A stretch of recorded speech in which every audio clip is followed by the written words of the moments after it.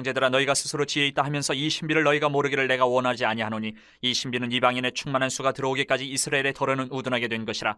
그리하여 온 이스라엘이 구원을 받으리라. 기록된 바 구원자가 시온에서 오사 야곱에게서 경건하지 않은 것을 돌이키시겠고 내가 그들의 죄를 없이 할 때에 그들에게 이루어질 내 언약이 이것이라 함과 같으니라. 복음으로 하면 그들이 너희로 말미암아 원수된 자요, 택하심으로 하면 조상들로 말미암아 사랑을 입은 자라. 하나님의 은사와 부르심에는 후회하심이 없느니라. 너희가 전에는 하나님께 순종하지 아니하더니 이스라엘이 순종하지 아니함으로 이제 긍휼을 입었는지라. 이와 같이 이 사람들이 순종하지 아니하니 이는 너희에게 베푸시는 긍휼로 이제 그들도 긍휼을 얻게 하려 하심이라. 하나님이 모든 사람을 순종하지 아니하는 가운데 가두어 두심은 모든 사람에게 긍휼을 베풀려 하심이로다. 깊도다 하나님의 지혜와 지식의 풍성하며 그의 판단은 헤아리지 못할 것이며 그의 길은 찾지 못할 것이로다. 누가 주의 마음을 알았느냐? 누가 그의 모사가 되었느냐? 누가 주께 먼저 드려서 갚으심을 받겠느냐? 이는 만물이 주에게서 나오고 주로 말미암고 주에게로 돌아감이라. 그에게 영광이 세세 있을지어다. 아멘. 하나님의 인자하심 또 성실하심은 영원하지만 우리 인간은 그렇지 못합니다.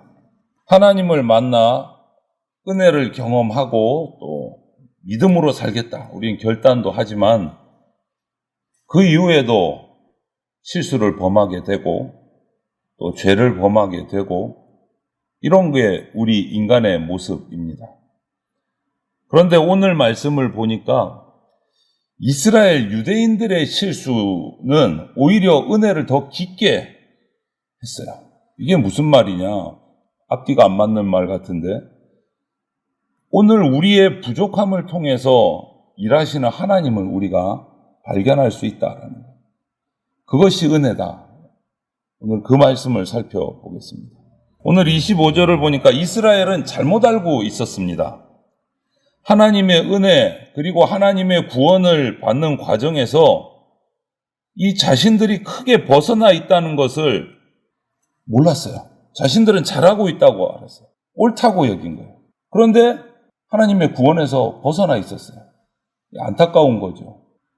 그래서 바울은 이 유대인들을, 자기 동족들을 향해서 우둔하다 이렇게 표현하기도 했어요. 하지만 하나님은 자기 백성을 포기하지 않으십니다. 하나님의 뜻을 따르지 않았어요. 하지만 언제나 신실하게 하나님께서는 택한 자신의 백성을 기다리고 계신다. 문제는 하나님께 있는 게 아니고 유대인들, 믿는 자, 택함 받은 자에게 있다라. 우리는 말씀에서 길을 찾고 성령님의 인도를 기다려야 되는데 그러기보다 급해요. 기도해놓고 내 마음대로 합니다. 기도해놓고 기다리지를 못해요. 자신의 경험, 자신의 지혜를 가지고 무언가 찾아가려고 합니다. 이것은 단순한 실수가 아니고 이것이 반복이 되면 그것은 하나님을 의지하지 않는 교만이 되는 겁니다. 교만은 어떤 경우에서든지 잠언 16장 18절 말씀을 보면 우리를 패망으로 이끌어간다라고 얘기하고 있어요. 오늘 28절에 이스라엘은 이방인들의 구원에 대해서 정말 오래된 편견을 가지고 있습니다. 뭐냐? 구원은 우리 이스라엘 택함받은 선민에게만 있다. 이방인은 구원 없다. 이것이 이스라엘 사람들이 가지고 있는 잘못된 구원에 대한 편견이었어요. 구원은 우리 유대인에게만 있다. 하나님의 백성에게만 있다. 이방인은 없어. 그러나 이방인들 역시도 오늘 우리가 이 로마서를 묵상하면서 발견하는 것은 하나님의 사랑을 입은 사람들이다. 여러분 명확히 보십시오. 영적으로는 우리가 택함받은 자이지만 역사 속에서 육적인 면에서 우리는 이스라엘 사람이 아니에요. 유대인 아닙니다. 우리는 이방인이에요. 이방인. 저와 여러분들은 한국 사람이니까. 하나님이 역사 속에서 택한 민족은 이스라엘 사람들이에요. 그 외의 모든 민족, 모든 인종은 다 이방인이에요. 오늘 말하는 건 그 육적인 이방인을 말하는 거예요. 이방인 역시도 하나님의 사랑을 입은 자다. 하나님은 이스라엘 들어서 이스라엘을 택하셔서 열방의 빛을 삼아서 하나님의 거룩하심, 하나님의 영광을 전 세계 이방인들에게 다 나타내시려는 그런 목적을 가지고 이스라엘 백성을 택하셔서 제사장 나라를 삼으셨어요. 이스라엘을 통해서 다른 이방인들을 다 하나님의 품으로 돌아오게 하려고. 이 말은 뭡니까? 하나님의 구원, 하나님의 영광이 이스라엘에만 있는 것이 아니고 모든 이방 나라, 모든 민족에게 다 해당된다라는 말씀입니다. 그 도구로, 그 통로로, 그 제사장으로 이스라엘을 제사장 나라로 선택하신 거예요. 그런데 이스라엘은 그것을 착각한 거예요. 오해한 거예요. 우리만 구원이 있다. 스스로 하나님의 영광을 독점하려고 한 거예요. 안 나눠줘. 우리만 가지고 있을 거야. 잘못 생각하고 있어요. 이것은 하나님의 뜻이 아닙니다.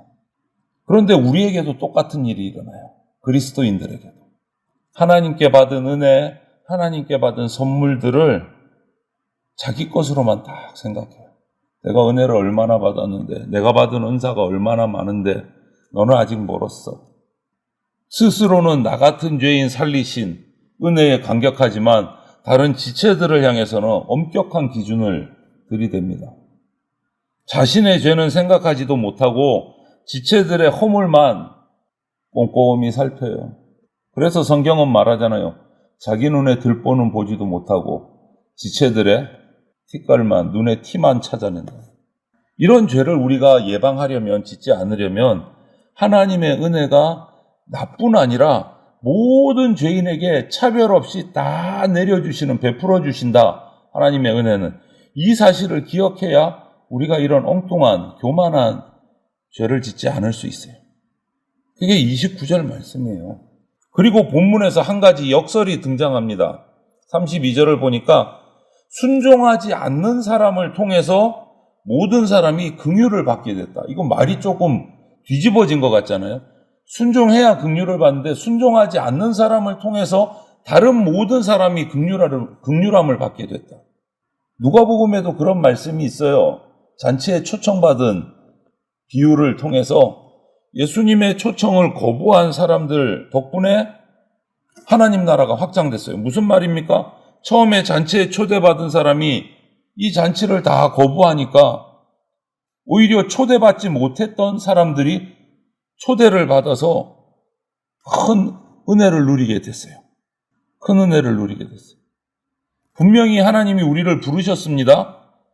그리고 우리에게 거룩한 일을 부탁하셨습니다. 그런데 우리가 이 핑계, 저 핑계 되면서 뭉그적거리면 하나님은 미련 없이 우리를 대신해서 다른 이에게 하나님의 일을 맡기십니다. 이것이 불순종을 통해서 다른 사람이 모든 이가 긍휼받게 되는 기회를 얻게 된다라는 이 역설적인 말씀이 여기서 나옵니다. 바울은 33절부터 36절에서 은혜, 하나님의 은혜, 하나님의 긍휼로 하나님의 나라가 점점점 넓어져 가는 것을 설명을 하면서 하나님을 찬양하는 모습이 나와요. 그런 역설적인 모습을 우리는 당장 이해하지 못해요. 이게 무슨 일이야? 말이 돼? 선택한 이스라엘 민족이 은혜를 못 받는다고? 그리고 근데 이방인들이 은혜를 받고 구원을 받는다고? 이해가 안 돼요. 그런데 하나님의 뜻을 우리가 다 이해할 수 없어요. 그래서 바울은 하나님의 뜻을 다 알지 못하지만 찬양받으실 분은 하나님이시다. 찬양을 하는 거예요. 이스라엘이 넘어지는 것을 통해서 복음이 온 세계로 퍼져나갈 기회가 생긴 거예요. 그것이 하나님의 섭리다라는 것을 찬양하는 거예요. 오늘도 이때뿐만 아니라 우리가 살고 있는 지금 이 순간에도 이런 역설적인 은혜가 계속 나타날 수 있다라는 거예요. 시간을, 세월을 주관하시는 하나님은 여전히 속을 거를 알면서도 우리를 믿어주시는 분이십니다. 그런데 우리는 종종 이렇게 얘기하잖아요. 우리들 사이에서. 야, 내가 널 어떻게 믿니? 지금 이러는 게 한두 번이냐? 다시는 못 믿어. 너 안 믿을 거야. 이건 현실적인 우리의 반응입니다. 몇 번 당하고 나면 상대방이 또 그러면 눈에 뻔히 보이는 거예요. 거짓말이. 그러면은 이런 말 하는 거죠. 내가 너를 어떻게 믿니? 한두 번 당했냐? 그런데 여러분 한번 생각해 보세요. 만일 하나님이 저와 여러분에게 이런 말을 하신다면, 야, 내가 너한테 한두 번 당했냐? 내가 너를 어떻게 믿냐? 예수님이 나에게 그러신다면 우리는 어떻게 될까? 구원받을 재간이 없는 거예요. 구원받을 재간이 없는 거예요. 우리가 한두 번 죄 지었습니까? 한두 번 잘못했다고 빌었습니까? 그런데 이제 더 이상은 안 믿어줘. 너 못 믿어. 이러면 우리는 정말 살아날 방도가 없는 거예요. 예수님 앞에서. 한 번만 봐주세요. 평생 그러면서 살아가는 거예요. 안타깝지만. 그런데 우리 주님은 그러지 않으셔요. 내가 너 믿는다. 또 기다려주시는 거예요. 하나님 앞에 약속했던 것, 하나님 앞에 회개했던 것, 어느 순간 싹 다 잊어버리고 또 내 마음대로 정욕에 이끌려서 내 생각대로 내 경험대로 성경에도 그런 예가 많아요. 삼손에게 하나님이 그 계속 반복되는 삼손의 실수에도 불구하고 은혜를 베푸셔서 머리털이 다시 자라게 하십니다. 첫사람 아담이 죄를 지었을 때 그를 에덴 동산에서 내보내셨지만 가죽옷을 입혀서 내보내셨어요. 첫 살인자인 가인이 살인을 해서 추방당해서 유리하는 자가 되었을 때로 그렇게 추방시키셨지만 표를 주어서 다른 사람이 가인을 죽이지 못하도록 그 생명을 살려주셨어요. 이렇게 하나님께서 그들을 벌하고 특히 삼손 같은 경우에도 그거 함께하지 않지만 블레셋 사람에게 넘겨줘서 머리가 잘리고 눈이 멀게 하셨지만 머리털이 다시 자라게 하신 것은 하나님의 은혜다. 가죽옷을 지어 입힌 것도 하나님의 은혜고 표를 주어서 죽지 않게 하신 것도 하나님의 은혜다. 우리가 죄를 지었음에도 불구하고 하나님은 우리를 회복하게 하시는 분이시고 우리에게 한 번 더 기회를 주시는 분이세요. 그게 하나님의 깊은 은혜다. 그래서 우리는 오늘 하나님 여호와를 택해야 됩니다. 하나님 여호와 앞에 나가야 됩니다. 그분이 나를 용납해 주시고 나를 믿어 주신다는 것을 알기 때문에 나를 향해서 오래 참아 주시고 자비를 베풀어 주신다는 것을 알기 때문에 우리는 그분을 더 깊이 사랑해야 하는 겁니다. 오늘 이스라엘은 계속 우리가 보는 이 본문 말씀 가운데 정말 굳은 마음으로 자기 고집으로 하나님에게서 멀어졌습니다. 하지만 그들이 놓친 그 하나님의 은혜가 사라졌느냐? 아니요. 그들이 당장 굳은 마음 때문에 받지 못했던 그 하나님의 은혜가 다른 이방 나라로 전 세계로 퍼져갔어요. 오히려 결과를 놓고 보면 이스라엘의 어떤 불순종 때문에 의도치 않게 이스라엘은 전 세계로 복음이 전파되는 촉진제 역할을 했어요. 결과만 보고 나면 야, 이스라엘이 잘한 것 같은데? 이런 생각이 들어요. 하지만 여러분, 결과가 선하다고 해서 이스라엘이 하나님의 은혜 가운데 들어갔냐? 아니요, 그렇지 않다. 믿음을 가져야 구원의 그 대열에 우리가 합류할 수 있습니다. 믿음을 가져야. 이스라엘은 하나님이 선택한 민족이기 때문에 때가 되면 하나님께로 돌아올 겁니다. 하지만 그 전까지는 그들이 거부한 그 은혜가 이방으로 퍼져가서 이방을 은혜의 하나님의 구원에 참여하는 역할을 하게 됩니다.